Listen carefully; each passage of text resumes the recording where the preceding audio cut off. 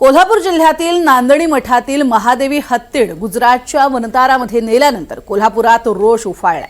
खरं तर या प्रकरणात सर्वोच्च न्यायालयानं निकाल दिलाय। राज्य शासनाची यामध्ये काही एक भूमिका नाही असं असलं तरी महादेवी हत्तीड वनतारा अभयारण्यातनं परत आणण्यासंदर्भात मुख्यमंत्र्यांच्या उपस्थितीमध्ये महत्त्वाची बैठक पार पडणार आहे। या बैठकीला नांदणी मठाचे महास्वामींसह कोल्हापूरचे आजी माजी आमदार खासदार या बैठकीला उपस्थित राहणार आहेत।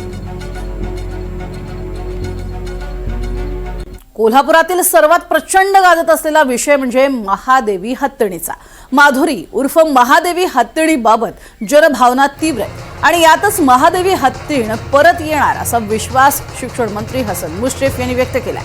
तसंच महादेवीला आणण्यासाठी प्रसंगी सर्वोच्च न्यायालयात देखील जाऊ, त्याचा खर्चही कार्यकर्ते करतील असं मुश्रीफांनी म्हटलंय।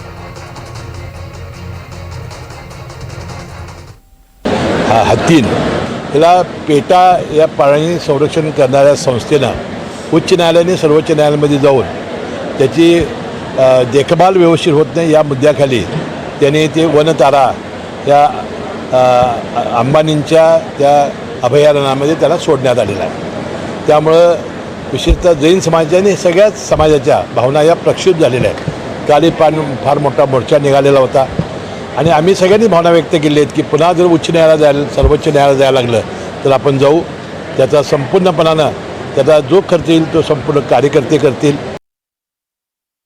कोल्हापूरकरांचा सध्या जिव्हाळ्याचा विषय ठरलाय माधुरी हत्तीणीचा। माधुरी हत्तीणीला वनतारामधनं परत आणण्यासाठी कोल्हापूरकरांनी लढा हाती घेतलाय। हत्तीणीसाठी जसा जीव तुटतोय तसाच इतरांसाठीही तुटावा असं सामनातनं म्हटलंय। माधुरी हत्तीणीचं नशीब 140 कोटी जनतेला लाभो हीच प्रार्थना असंही म्हटलंय। ग्राफिक्सच्या माध्यमातून पाहूयात नांदणीतील माधुरीचं भाग्य। नांदणी मठातील माधुरी हत्तीणीविषयी जितकी आस्था दाखवली जात आहे तशीच भूतदया इतर प्राण्यांविषयी दाखवणार नसाल तर माधुरीबाबतचा खेळ हे नाटक आहे असं मानावं लागेल। माणसाचं जगणं कठीण झालंय। गरिबी भुकेपोटी माणूस माणसाला मारतोय, लसके तोडतोय। याला जबाबदार सध्याचे गुजरात पॅटर्नचे राज्यकर्ते आहेत। त्या गुजरात पॅटर्न सरकारला भरघोस मतदान करणारे नांदणी मठातील माधुरीसाठी रडत आहेत, लढत आहेत, शाप देत आहेत। माधुरीचं भाग्य 140 कोटी जनतेला लाभो हीच ईश्वर चरणी प्रार्थना। माधुरी आज गुजरातला गेली आहे, तिला महाराष्ट्रात आणण्यासाठी कोल्हापूरकर लढत आहेत। त्यांच्या लढ्यास शुभेच्छा असं यात नमूद केलंय।